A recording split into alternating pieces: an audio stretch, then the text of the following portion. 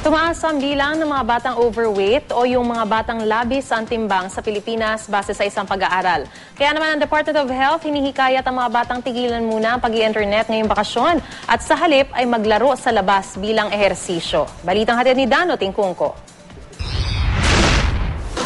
Kauulan lang sa bahaging ito sa Mandaluyong pero imbes matigil sa bahay, nabuhayan pa ng loob ang mga batang ito para maglaro. Ito na raw ang nakahiligan nilang gawin lalo ngayong bakasyon. Mas masaya raw kumpara sa pag-i-internet na hindi rin naman daw kaya ng kanilang budget. Ano mas gusto ninyo? Tago-tagoan, patintero, o internet? Tago-tagoan.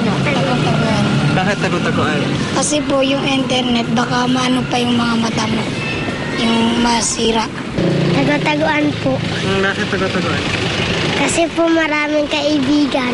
Pero ayon sa Department of Health, ilan na lang ang mga batang naglalaro sa labas. Kahit sa probinsya, ang mga bata puro internet, sa computer shop, TV, ayaw na ring maglakad, puro sakay. Kasi kahit saan, may tricycle, may pedicab, may jeep, kahit sang kanto lang. Ang resulta, dumarami ang bilang ng mga batang overweight o sobra ang timbang.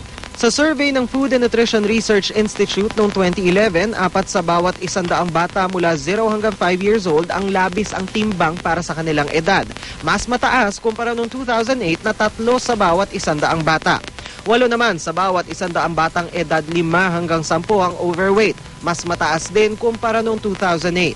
Sa mga batang 0 to 5 years old, pinakamaraming overweight sa Metro Manila, Ilocos at Calabarzon, 6 sa bawat 100 bata. Sa NCR at Calabarzon din naitala ang pinakamaraming overweight na bata, edad 5 hanggang 10. 13 sa bawat 100 bata sa NCR at 12 sa bawat 100 bata sa Calabarzon. Maliit ang bilang na ito sa unang tingin pero nakakabahala raw kung tutuusin.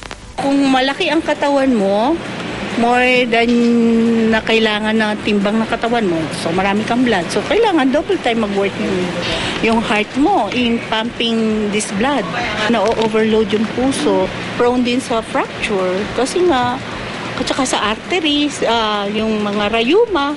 Kasi kuminsan yung knee, hindi na kaya, o kaya yung ankle, hindi na rin kayang suportahan yung bigat ng timbang mo.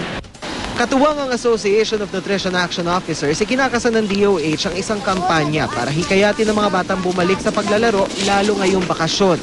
Pero bukod sa ehersisyo, muli ring paalala ng DOH ang kahalagahan ng pagkain ng tama. Hindi lang sa mga bata, all ages, kailangan ay binabantayan natin ang kinakain natin sa araw-araw. It should be balanced diet at enough calories na hindi naman sobra. You get more calories from foods that are naturally sweet.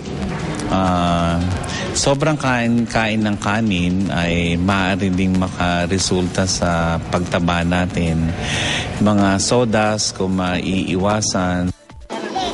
Batid ng DOH, hindi lahat ng magulang gugustuhin maglaro ang mga bata sa kalsada kung saan may posibleng peligro. Dano Tingkungko, GMA News.